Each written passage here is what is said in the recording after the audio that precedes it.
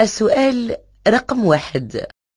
هذه العلامة تعلن عن منع الجولان على العربات التي تحمل كمية معينة من ألف مواد يمكنها تلويث المياه، ب مواد سريعة الالتهاب، ج مواد متفجرة.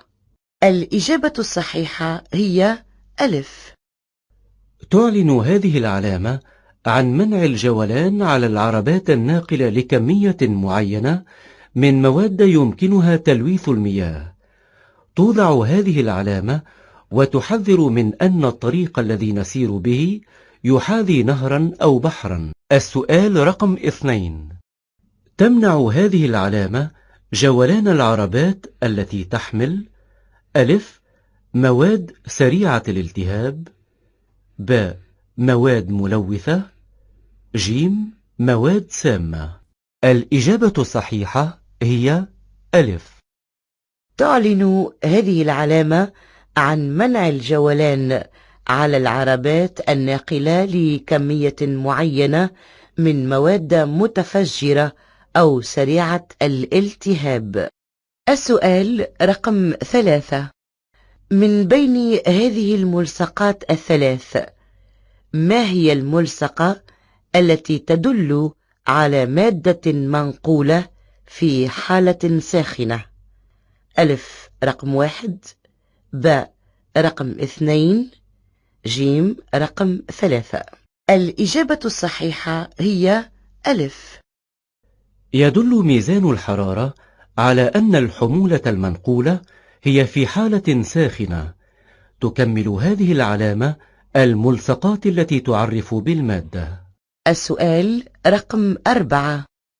يتم التعريف بحمولة تشكل خطر حريق بواسطة الملصقة.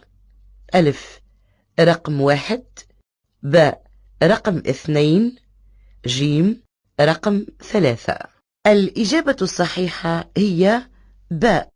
يتم التعريف بحمولة تشكل خطر حريق عن طريق مواد صلبة بواسطة الملصقة رقم 2. يمكن أن ينبعث من هذه المواد الصلبة بخار يلتهب عند الاتصال بمصدر حرارة، ويمكنها التسبب في اندلاع حريق أو حروق أو اختناق أو تسمم. السؤال رقم 5. على بعد 200 متر يمنع المرور إلى هذا النهج بالنسبة إلى العربات التي تنقل ألف مواد متفجرة، ب مواد ملوثة، ج مواد سامة. الإجابة الصحيحة هي ألف. تعلن هذه العلامة عن منع الجولان على العربات الناقلة لكمية معينة من مواد متفجرة أو سريعة الالتهاب. السؤال رقم 6. تدل هذه الملصقة على أن الحمولة المنقولة تشكل خطر ألف عدوى، ب تآكل، ج التهاب تلقائي. الإجابة الصحيحة هي ج. تعلن هذه الملصقة أن هذه العربة تنقل مواد آكلة. يمكن أن تكون الأخطار حروقا بالبرد أو حروقا كيميائية. يعرف العدد 80 الموجود باللوحة البرتقالية بمادة آكلة أو يحدد درجة دنيا للتآكل. السؤال رقم 7. يمكن التعرف على حمولة مشعة عن طريق الملصقة ألف رقم 1، ب رقم 2، ج رقم 3. الإجابة الصحيحة هي ألف. يتم التعرف على حمولة مشعة بواسطة الملصقة رقم 1.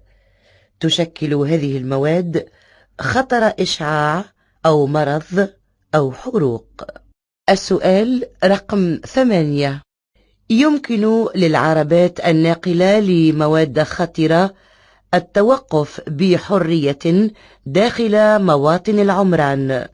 ألف نعم، ب. لا. الإجابة الصحيحة هي ب. تم تنظيم وقوف العربات الناقلة لمواد خطرة، وذلك باعتبار طبيعة الحمولة التي تنقلها والأخطار المحدقة بالسكان والمحيط.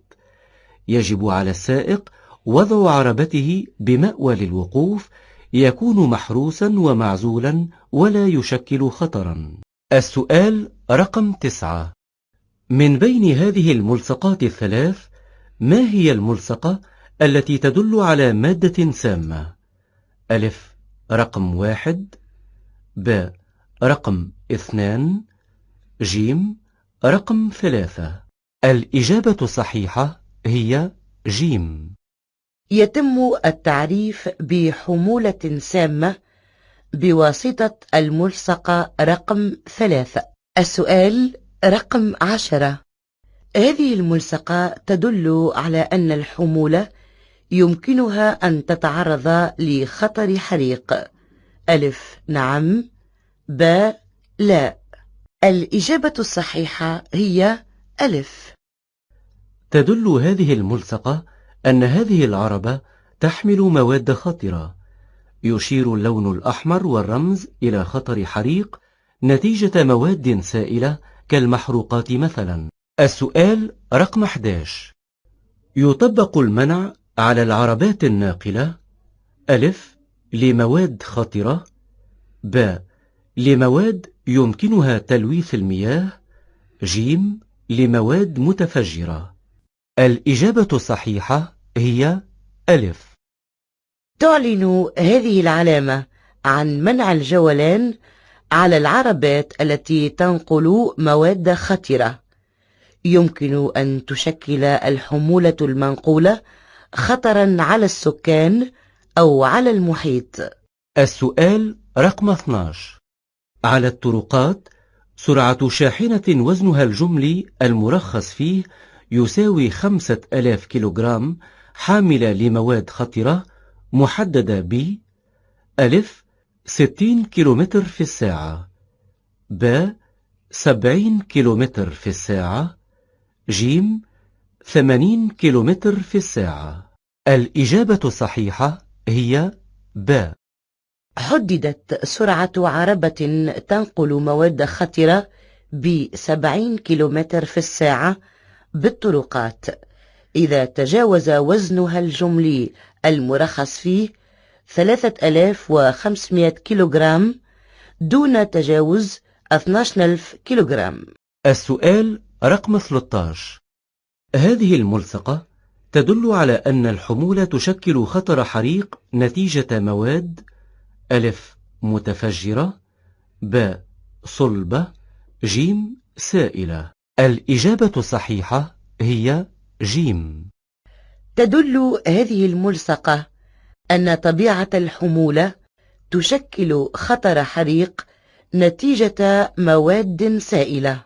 السؤال رقم 14: يجب أن تحمل العربة الصهريجية الناقلة لمواد خطرة لوحة برتقالية: ألف من الأمام فقط، ب من الخلف فقط، جيم من الأمام ومن الخلف. الإجابة الصحيحة هي جيم.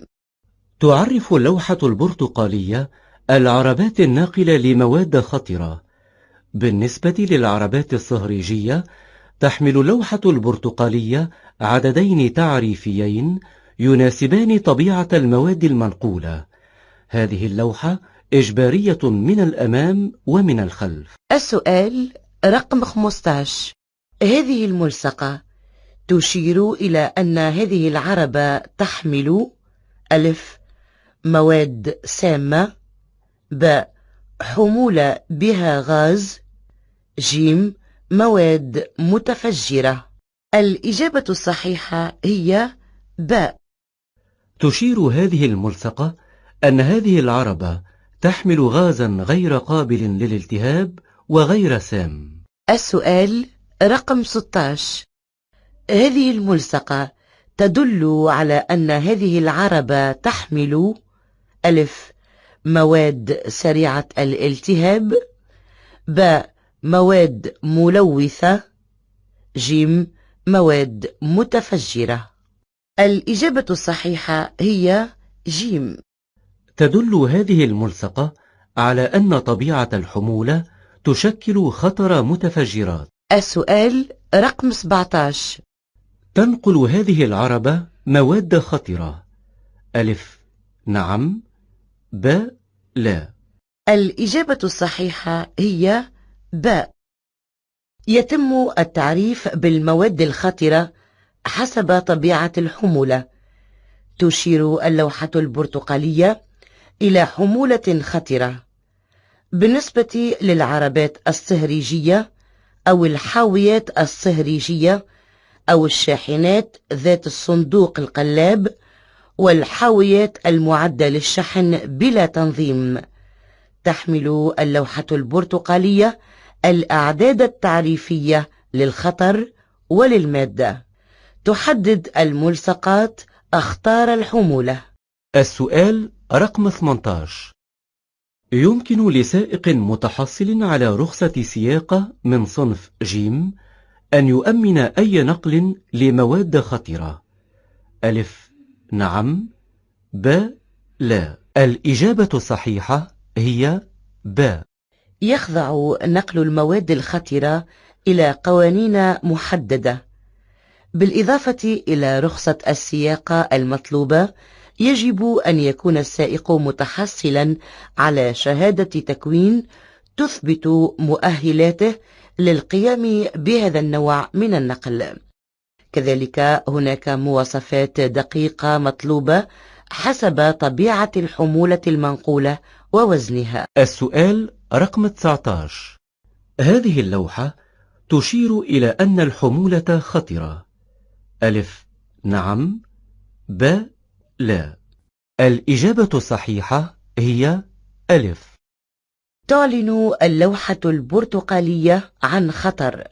يحدد العدد التعريفي الموجود بالأعلى الخطر، ويحدد العدد التعريفي بالأسفل نوع المادة. السؤال رقم 20. يخضع نقل المواد الخطرة إلى تكوين مختص. ألف نعم، ب لا. الإجابة الصحيحة هي ألف. علاوة على رخصة السياقة، يجب أن يتحصل كل سائق عربة ناقلة لمواد خطرة على شهادة في التكوين يتم تسليمها إثر متابعة تكوين مختص حول الأخطار الناجمة عن هذا النقل.